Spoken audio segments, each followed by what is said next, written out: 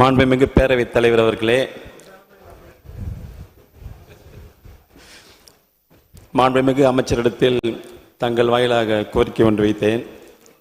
திருவிக நகர் தொகுதிக்கு உட்பட்ட பழைய வார்டு எண் 74, புதிய வார்டு எண் 75 இருக்கின்ற சுப்ராயன் முதல் தெருவில் கழிவுநீர் வழிந்தோடும் நிலைமையும் கழிவுநீர் தேக்கமும் இருப்பதாக கோரிக்கை வைத்து அதை சீரமைக்குமாறு கேட்டிருந்தேன்.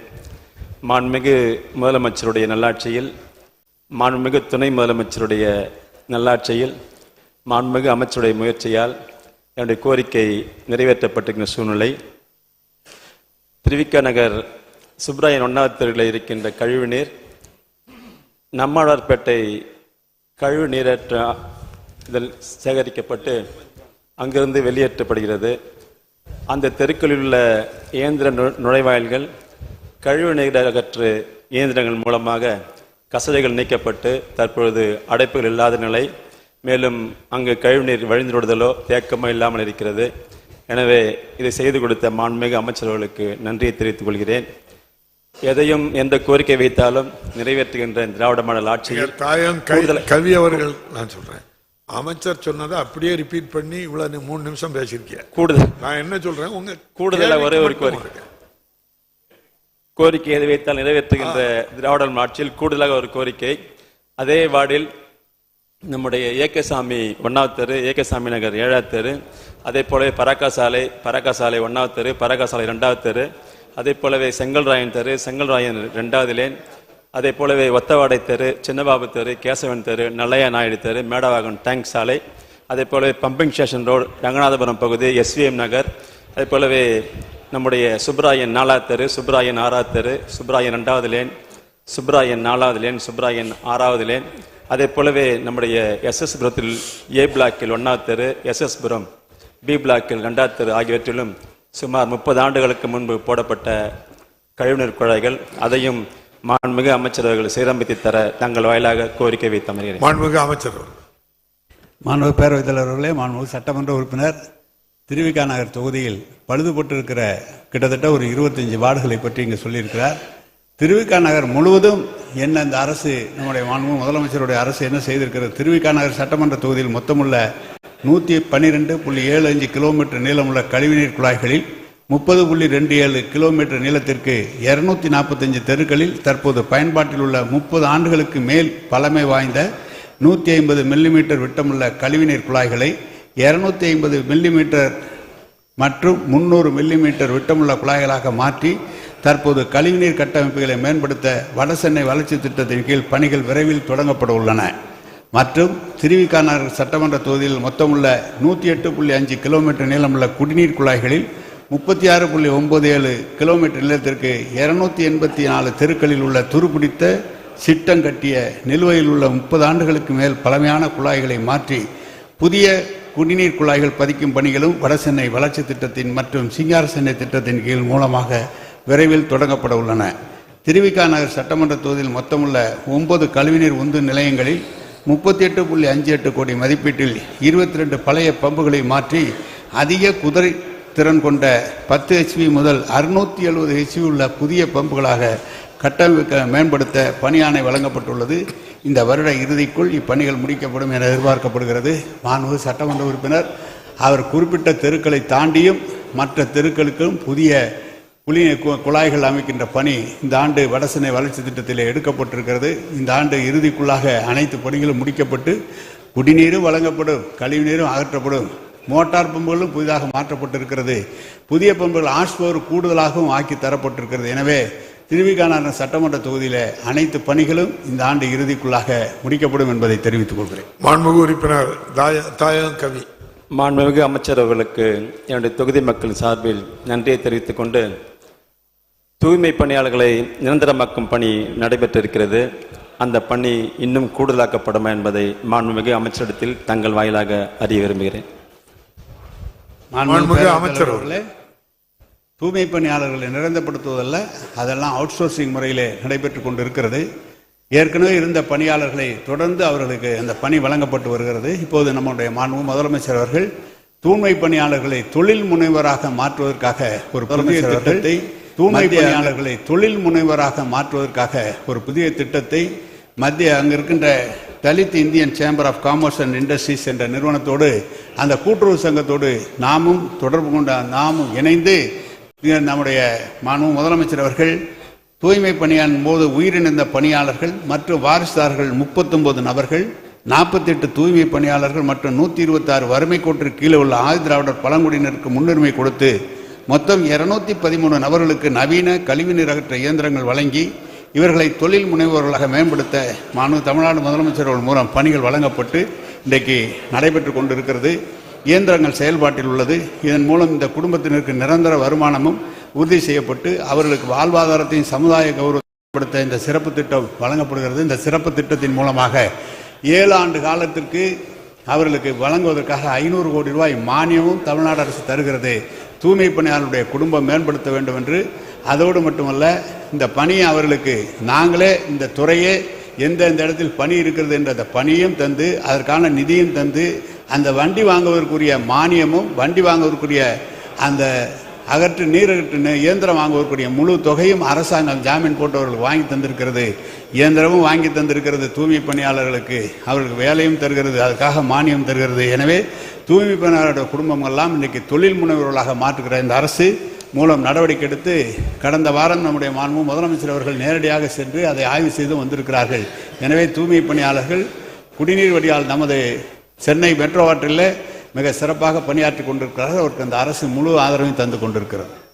மாண்புமிகு உறுப்பினர்களுக்கு ஏற்கனவே சொன்ன மாதிரி தான் துணை கேள்விகள் சுருக்கமாக இருக்கணும், இல்லைன்னா கட் பண்ணிடுவேன். பதில்களை மாண்புமிகு அமைச்சர் அவர்கள் உள்வாங்கி அதுக்கு தக்க பதில் அளிப்பார்கள். மாண்புமிகு உறுப்பினர் சம்பத்குமார்.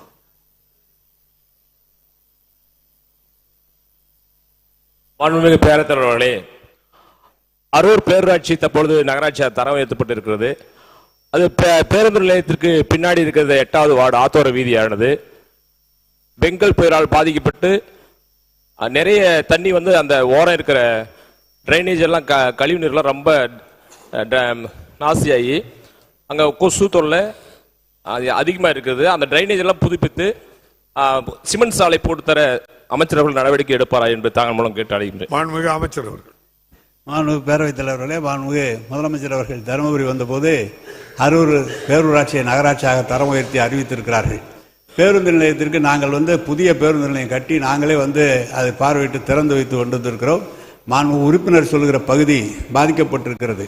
பல இடங்களிலே நகராட்சிகளிலே சட்டமன்ற உறுப்பினர்களும் அதனுடைய தலைவர்கள் எல்லாம் சொல்கிற போது எங்களுக்கு கழிவுநீரோடு அந்த கழிவுநீர் வாய்க்காலோடு சாலையை புதுப்பித்தர வேண்டும் என்று தான் இப்போது கோரிக்கை வந்திருக்கிறது. கடந்த ஆண்டு இந்த கழிவுநீர் மழைநீர் வடிகால்களை அமைப்பதற்காக இல்லாமல் சாலை மட்டும் போடப்பட்டது. இந்த ஆண்டு முழு திட்டங்களும் ஒவ்வொரு இடத்திலும் அந்த மழைநீர் வடிகாலையும் கழிவுநீர் வடிகாலோடு சாலை அமைக்கின்ற பணி எடுத்திருக்கிறோம். எனவே இந்த ஆண்டு ஜனவரி பிப்ரவரி மாதம் நிதி ஒதுக்கின்ற போது அரூர் நகராட்சிக்கு அந்த திட்டத்தை நிறைவேற்றுவதற்கு முழு முயற்சி எடுக்கப்படும் என்பதை தெரிவித்துக் கொள்கிறேன். மாண்புமிகு உறுப்பினர் சரவணகுமார்.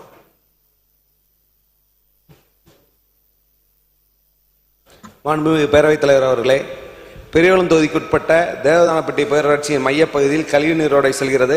அதை முழுமையாக சீரமைக்க அரசு முன்வருமா என்பதை தங்கள் வாயிலாக அறிய விரும்புகிறேன். தேவதானப்பட்டி பேரூராட்சி கழிவு நீரோடை முழுமையாக சீரமைக்கணும். தேவநாதம்பட்டி பேரூராட்சி கழிவு நீர் அன்பு உறுப்பினர்கள் அனைவருக்குமே தெரிவிப்பது இந்த ஆண்டு தான் அதற்கான திட்டம். கடந்த ஆண்டு வெறும் சாலை மட்டும் போட சொல்லி அரசு உத்தரவு வந்தது. இந்த ஆண்டு ஒவ்வொரு இடத்திலும் கழிவுநீர் வாய்க்கால்களும் மழைநீர் வாய்க்கால்களும் அனைத்து பகுதியில் பேரூராட்சி நகராட்சிகளிலே முன்னுரிமை தந்து எடுக்கப்படும். அந்த பகுதியில் தேவநாதனப்பட்டியும் முன்னுரிமை தந்து மாண்புமிகு உறுப்பினர்கள் சொல்வதை ஏற்பாடு செய்து இந்த ஆண்டை எடுப்பதற்குரிய முயற்சி எடுக்கப்படும். மாண்புமிகு உறுப்பினர் பால் மனோஜ் பாண்டியன்.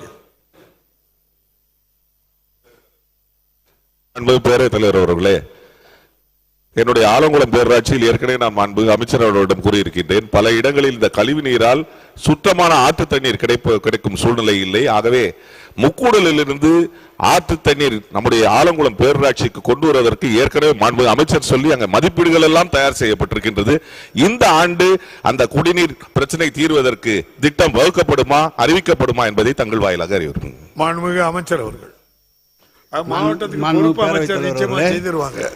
ஒவ்வொரு பேரூராட்சிக்கும் தமிழ்நாடு குடிநீர் வடிகால் வாரியம் மூலமாகவும் சென்னை மாநகராட்சி போட்டு மெட்ரோ வாட்டர் மூலமாக குடிநீர் வழங்கப்பட்டு வருகிறது.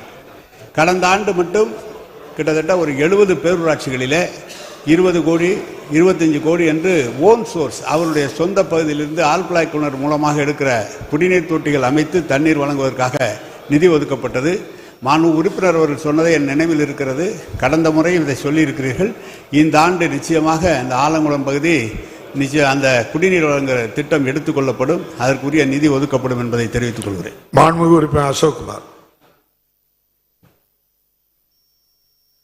மாண்புமிகு பேரூராட்சி தலைவர் அவர்களே, எனது பேராவூரணி பேரூராட்சியில் 4 ரோடுகளில் மழைநீர் வடிகால் வசதி செய்து தரப்படுமா மற்றும் பேராவூரணி பேரூராட்சியை நகராட்சியாக தரம் உயர்த்தி தரப்படுமா என்று மாண்புமிகு அமைச்சர் அவர்களை அன்புடன் வேண்டிக் கொள்கிறேன்.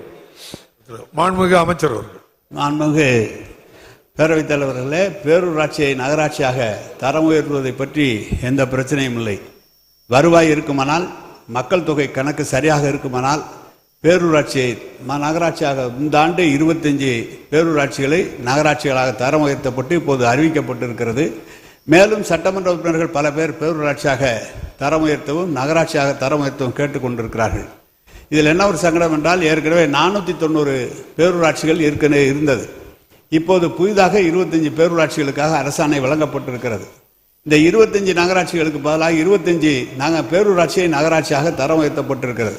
எனவே பேரூராட்சியில் பணியாற்றுகின்ற அரசு அலுவலர்கள், நீங்கள் பேரூராட்சியை குறைத்து நகராட்சியாக உயர்வு போட்டுவனால் எங்களுக்கு இந்த வேலைவாய்ப்பு அதனுடைய ப்ரொமோஷன் எல்லாம் குறையும் என்று சொல்லியிருக்கிறார்கள். அதனால்தான் அது நிறுத்தப்பட்டிருக்கிறது.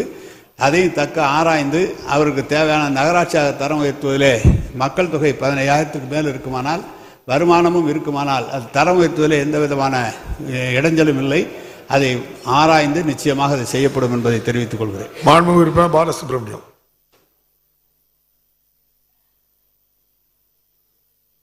மாண்புமிகு பேரவைத் தலைவர் அவர்களே, சமீபத்தில் பெய்த மழையிலே சேலம் மாநகராட்சியிலே தெற்கு தொகுதியிலே 46வது கோட்டம், 48வது கோட்டம், 50வது கோட்டம் உட்பட்ட பகுதிகளிலே மழைநீர் மக்கள் வசிக்க வீடுகளுக்குள் புகுந்து மிகுந்த சேதாரத்தை ஏற்படுத்தியிருக்கிறது. இந்த பகுதியில் அந்த ஏற்கனவே இருக்கின்ற திருமணிமுத்தாறு அந்த கால்வாயின் மேலே ரீட்டைனிங் வால் தடுப்பு சுவர் அமைத்து கொடுக்க முடியுமா என்பதை தங்கள் மூலியமாக அமைச்சர் கேட்டு அமர்கிறேன். மாண்புமிகு அமைச்சர். மாண்புமிகு பேரவைத் தலைவர்களே, சேலம் மாநகராட்சிக்கு மட்டும் இந்த பொறுப்பேற்ற பிறகு கிட்டத்தட்ட 1000 கோடி ரூபாய்க்கு மேல் வளர்ச்சி திட்டம் செயலாற்றப்பட்டிருக்கிறது. பாதாள சாக்கடை திட்டம், புதிய குடிநீர் திட்டம், புதிய அங்கே இருக்கிற ஏரிகளை சீரமைத்து ஏரிகளையும் சீரமைத்து கொடுத்திருக்கிறோம். புதிய குடிநீர் திட்டம் புதிதாக கிராமங்கள் தோறும் கொண்டு வந்து கூட சேலம் மாவட்டத்தில் உள்ள அத்தனை பகுதியிலும் செய்திருக்கிறோம். எனவே கழிவுநீர் அகற்றுகிற தண்ணீர் தேங்கி கழிவுநீர் அகற்ற பகுதி என்று சொன்னால், குறிப்பிட்டு சொன்னால், இந்த ஆண்டு நான் ஏற்கனவே சொன்னது போல முன்னுரிமை தந்து சேலம் மாநகராட்சியில் நீங்கள் சொன்ன அந்த 4 வட்டங்களிலே அதை எடுத்துக்கொள்வதற்கு முயற்சி எடுக்கப்படும். கடிதம் கொடுத்தீர்களானால் அதை பற்றி மேல் நடவடிக்கை எடுக்கப்படும் என்பதை தெரியும். மாண்புமிகு உறுப்பினர் சவுந்தரபாண்டி. மாண்புமிகு பேரவைத் தலைவர் அவர்களே, லால்குடி நகராட்சிக்கு பாதாள சாக்கடை வேண்டும் என்று மாண்புமிகு அமைச்சரிடத்தில் கடிதம் கொடுத்துள்ளேன். அதோடு மட்டுமல்லாமல் உங்கள் தொகுதியில் முதல்வர் திட்டத்திலும் இந்த பணியை செய்து தர பரிந்துரை செய்துள்ளேன். இந்த பணியை செய்து கொடுக்க மாண்புமிகு அமைச்சர் அவர்கள் முன்வருவார்கள் என்பதை அறிய விரும்புகிறேன். மாண்புமிகு அமைச்சர் அவர்கள். மாண்புமிகு பேரவைத் தலைவர் அவர்களே, லால்குடி 4 தெருக்கள், தேரோடும் தெருக்கள் 4 தெருக்கள் மட்டும்தான் கொஞ்சம் அகலமான தெருக்கள். மற்ற இடங்கள்லாம் குறுகிய தெருக்களாக இருக்கிறது.